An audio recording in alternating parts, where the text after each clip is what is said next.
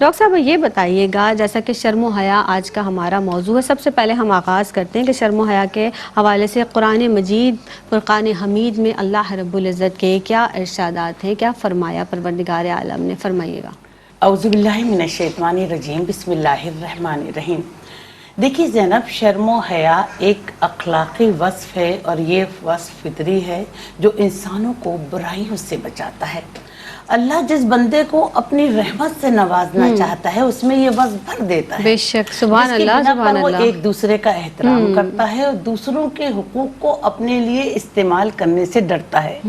وہ جذبہ جو اس وقت اس کے دل میں پیدا ہوتا ہے شرم و حیا کہلاتا ہے۔ اس کی مثال اللہ تعالیٰ نے خود قرآن پاک میں حضرت آدم علیہ السلام کے واقعے سے پیش کی ہے کہ جب جنت کی پوشاک اتر گئی تو انہیں شرم محسوس ہوئی، انہوں نے محسوس کیا کہ ان کے تن پر کپڑے نہیں ہیں، تو انہوں نے درختوں کے پتوں سے اپنے جسم کو ڈھانپنا شروع کر دیا۔ تو یہ بات انہیں نہ کسی نے سمجھائی نہ کسی نے سکھائی، بلکہ یہ وصف فطری ہے جو اللہ تعالیٰ نے انسانوں کی مٹی میں شامل کر لیا ہے، انسانوں کی مٹی میں گوندھ دیا ہے، اور اللہ تعالیٰ نے اس خود اپنے لیے حیا کو لازم فرما لیا ہے۔ جب بوڑھا بچہ گناہ گار اللہ تعالیٰ کے حضور دعائیں کرتا ہے اور اللہ تعالیٰ خالی ہاتھ لوٹاتا ہے تو اللہ تعالیٰ حیا فرماتا ہے۔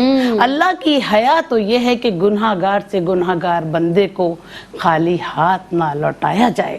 قرآن پاک میں اللہ تعالیٰ ارشاد فرماتا ہے کہ جو لوگ چاہتے ہیں کہ ایمان والے گروہ میں فحش پھیلے تو دنیا اور آخرت میں ان کے لیے سخت عذاب ہے، بے شک اللہ جانتا ہے تم نہیں جانتے۔ قرآن پاک میں اللہ تعالیٰ ارشاد فرماتا ہے کہ فلاح پا گئے وہ مومن جو بے حیائی کے کاموں سے منہ موڑ لیتے ہیں اور مطلب کہ اپنی شرم گاہوں کی حفاظت کرتے ہیں اور بے حیائی کے کاموں سے بہت دور رہتے ہیں اور برائی کے کاموں سے اپنے آپ کو علیحدہ کر لیتے ہیں۔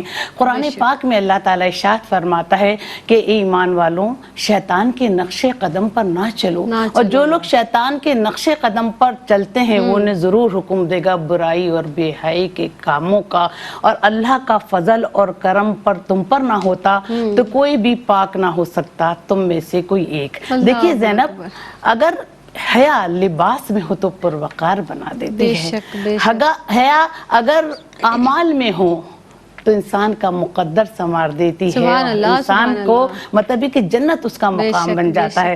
حیا اگر زبان میں ہو تو فتنہ و فساد سے بچاتی ہے، لیکن حیا اگر سوچ میں ہو تو انسان برے خیالات سے بچ جاتا ہے گا۔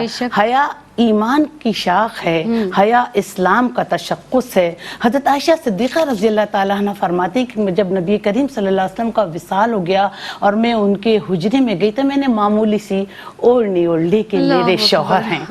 ان کی قربت میں حضرت ابوبکر صدیق رضی اللہ تعالیٰ عنہ دفن تھے، تو کہنے کہ جب میں حضرت ابوبکر صدیق رضی اللہ تعالیٰ عنہ کی قبر پہ گئی تو میں نے معمولی سی اوڑھنی اوڑھ لی کہ میرے باپ ہیں۔ پھر حضرت عائشہ صدیقہ رضی اللہ تعالیٰ عنہ فرماتی ہیں کہ حضرت عمر فاروق رضی اللہ تعالیٰ عنہ بھی وہیں پر دفن تھے، جب میں ان کی قبر مبارک پر گئی تو میں نے اپنے آپ کو پورا ڈھانپ لیا کہ مجھے عمر سے حیا آتی ہے۔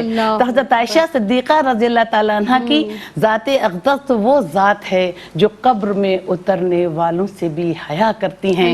تو حیا دین اور ایمان کی قوت کا نام ہے، حیا یقین کی قوت کا نام ہے۔ پروردگار عالم ہمیں بے حیائی کے کاموں سے پرہیز کرنے کی، رکنے کی توفیق عطا فرمائے۔ بے شک، آمین ثم آمین۔ اور سرکار دو عالم صلی اللہ علیہ وسلم کا فرمان عالی شان ہے کہ جب تم حیا نہ کرو تو پھر جو جی چاہے کرو۔